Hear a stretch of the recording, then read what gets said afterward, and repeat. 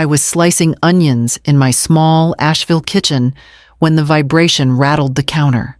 The smell of garlic and olive oil had begun to fill the air, and for a moment I smiled, thinking Adrian might actually be on his way home early.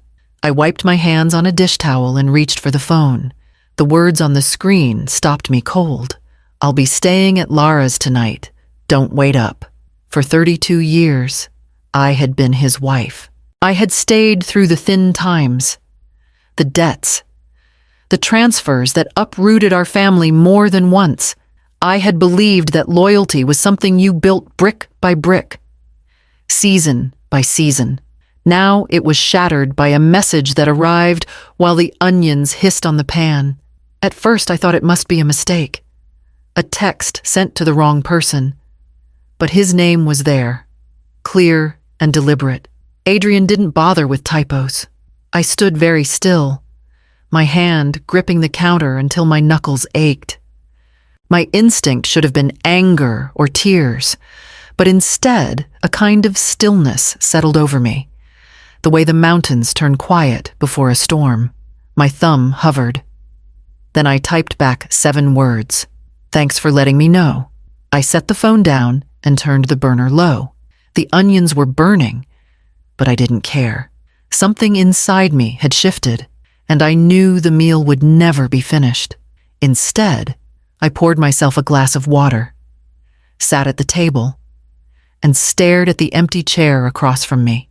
The text still glowed on the screen, but in my chest, a different light was forming something steady, waiting to be answered. The glass of water sat untouched in front of me as the silence of the house grew heavier. My mind didn't linger on Lara. Instead, it traveled back over the long trail that had brought me here. When Adrian and I married, I was 30, already a widow once, already a mother of 2. He was charming and steady on the surface, a man who promised stability where I had known loss. I retired from my position at the community college earlier than I'd planned, so I could be present for Daniel and Rachel when they were teenagers. Their grief still raw from their father's absence. Adrian said he'd shoulder more of the financial weight, but somehow, the weight always slid back onto me. I remember the evenings I sat at the kitchen table balancing bills while he chased half-formed ventures, a car lot with no cars, a sales job that ended before the first commission.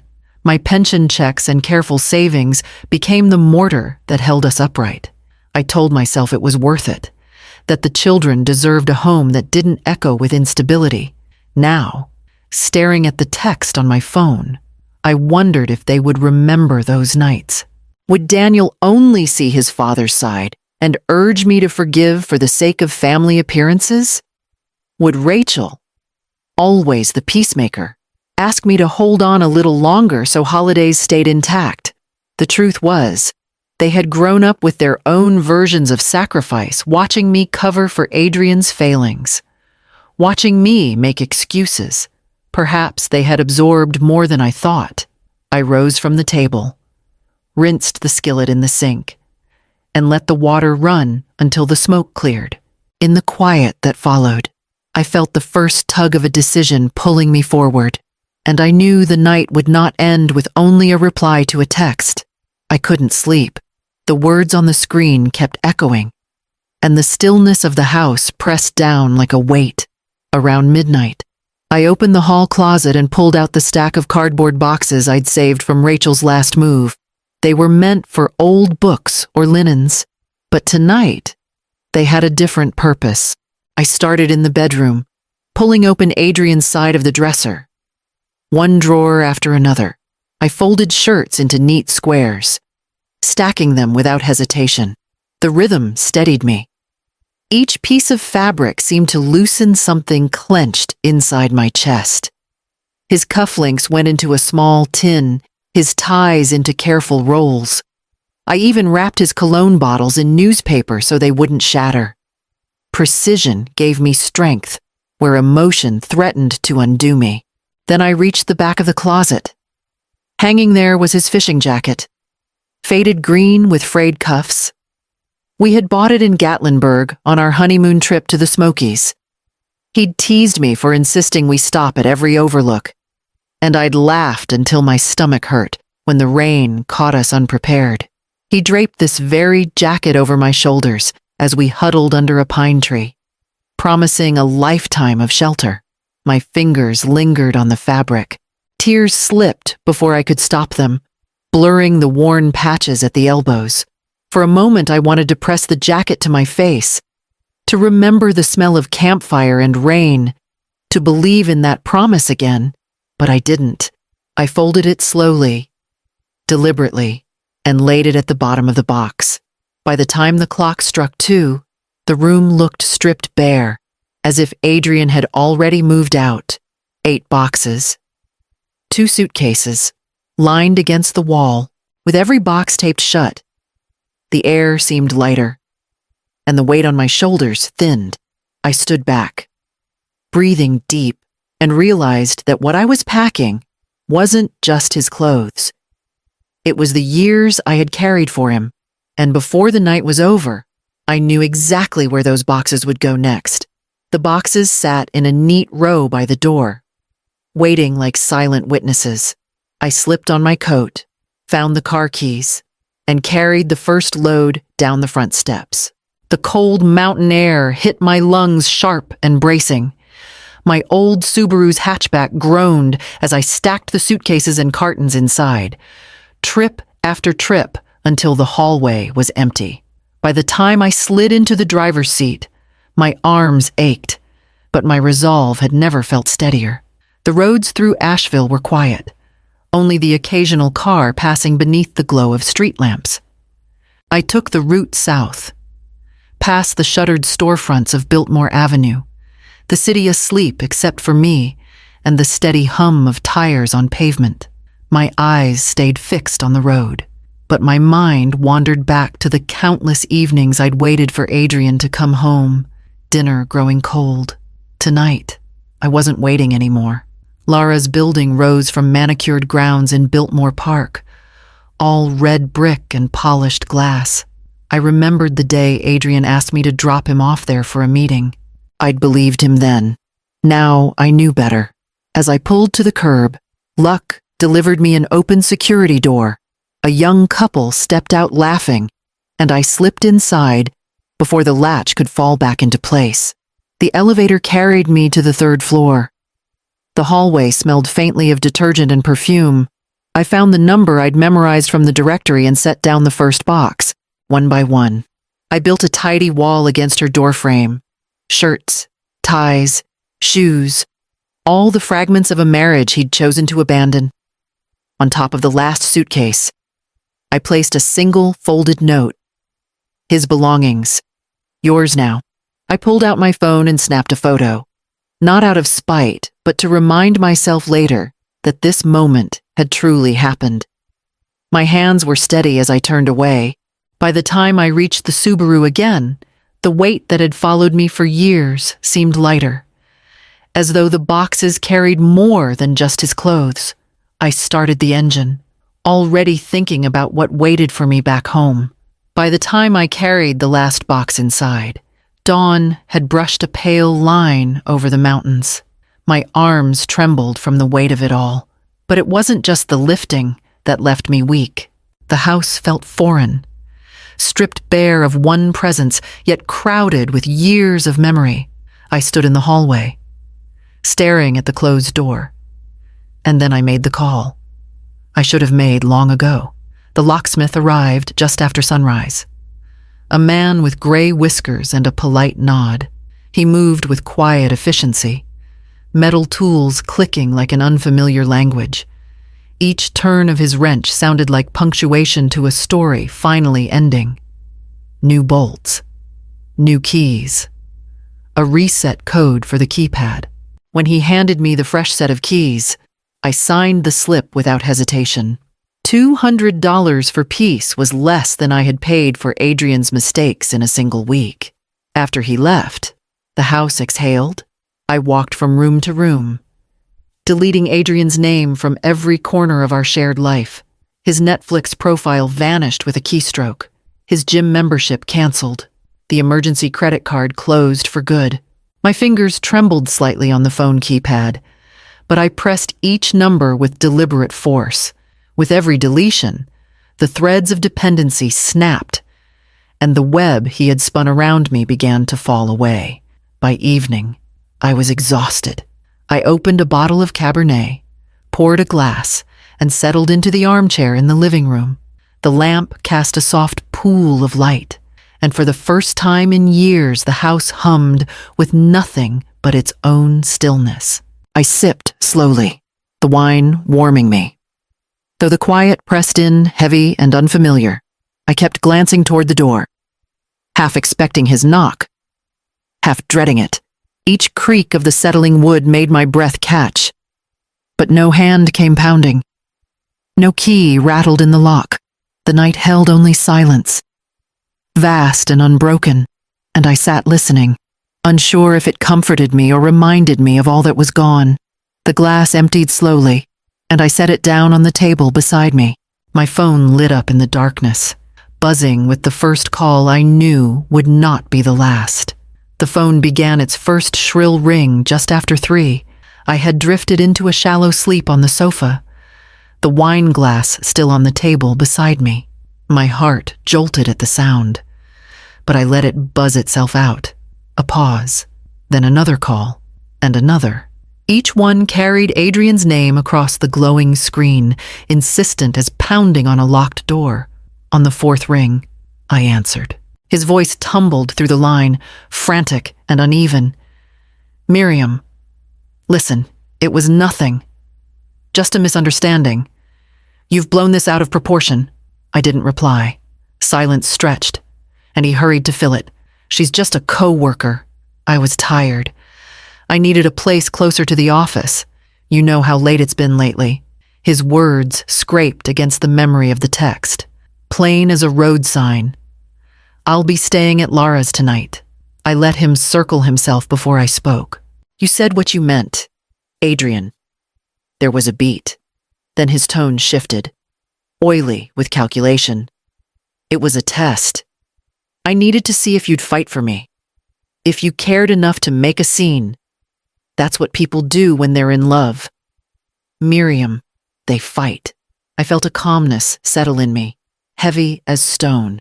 "You chose Lara's bed," I said evenly. "I just helped you move." His breath hitched, followed by a strained laugh. "You can't mean that. Where am I supposed to go now? Where you stayed last night seems the obvious choice." For the first time, his voice broke, stripped of bluster. "Please, don't do this. We've built too much." I ended the call before he could finish.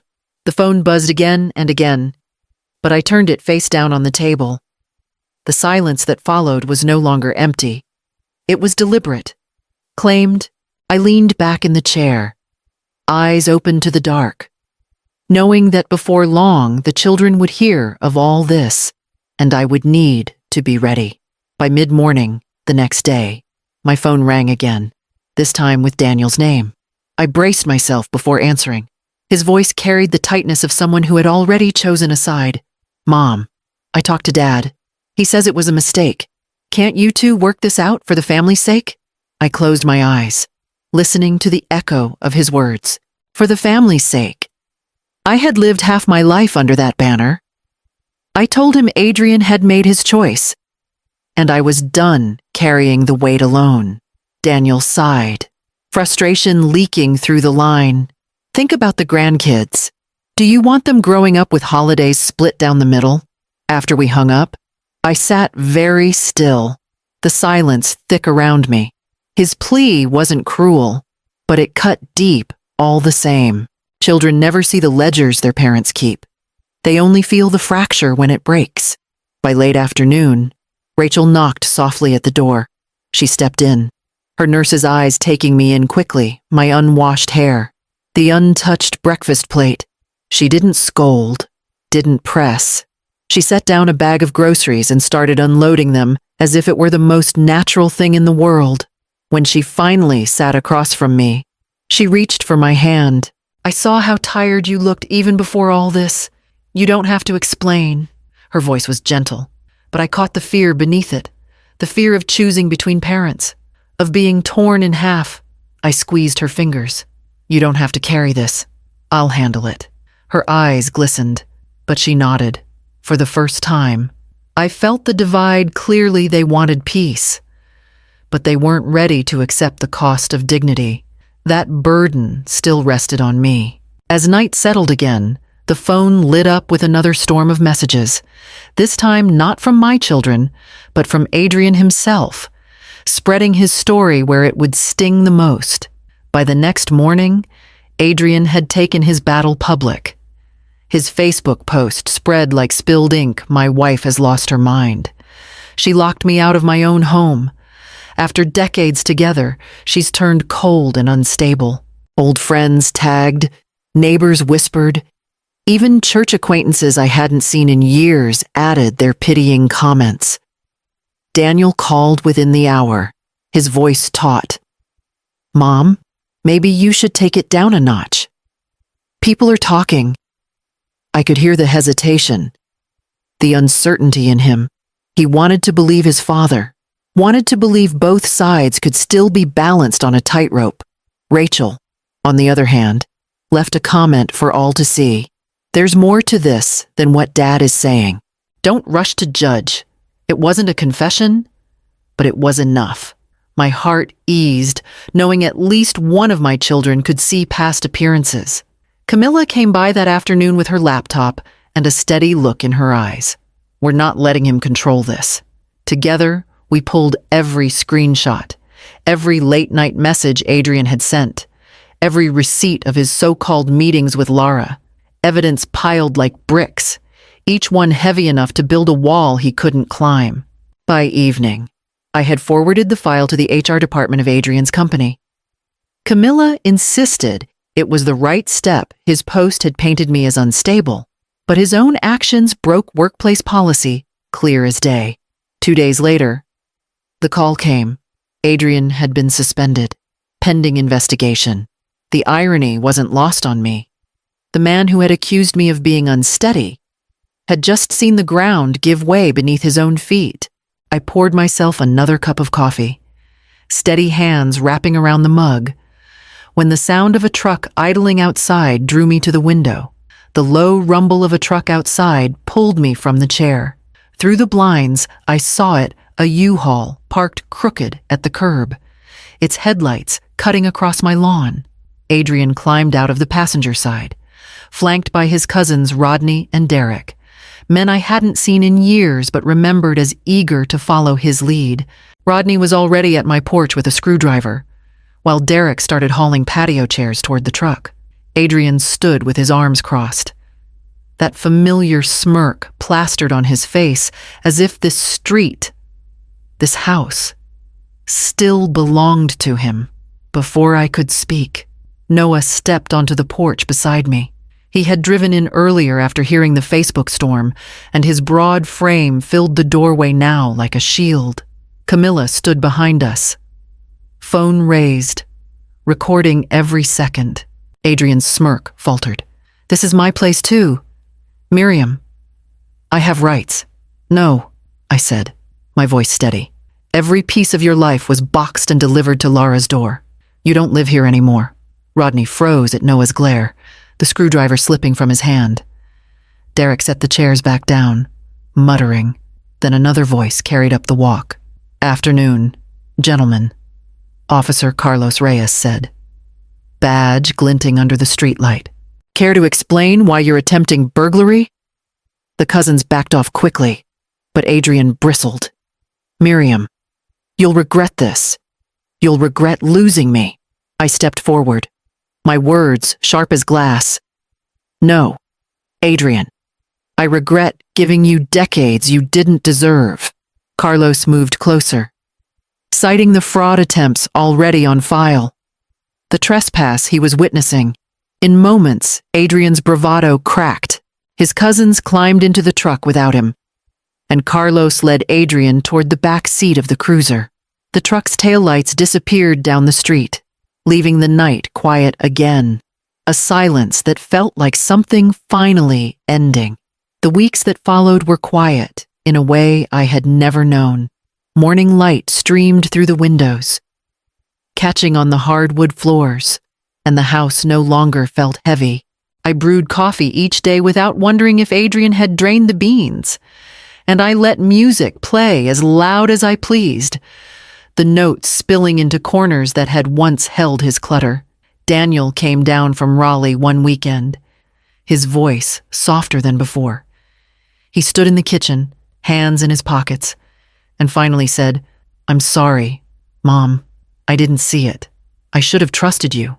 I hugged him, not because the words erased the hurt, but because I knew they cost him something to admit. Rachel came often, her hands in the soil beside mine as we weeded the garden beds. She didn't press for explanations.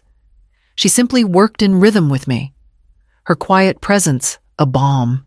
In time, I saw the shift in both my children. They had begun to see not just their father's absence, but my endurance. One evening, Marcus stopped by with a flyer from his bookstore downtown. "We're starting a reading group," he said, offering it with a shy smile. "You'd be welcome." His kindness was simple, unadorned, and for the first time in years, I felt the stir of possibility without fear attached. Later that night, I scrolled back through the last message Adrian had ever sent before his arrest. "You'll never find anyone like me." I sat with the words for a long moment, then closed the phone and let a smile settle on my face. He was right. I never would, and the truth of it felt like freedom.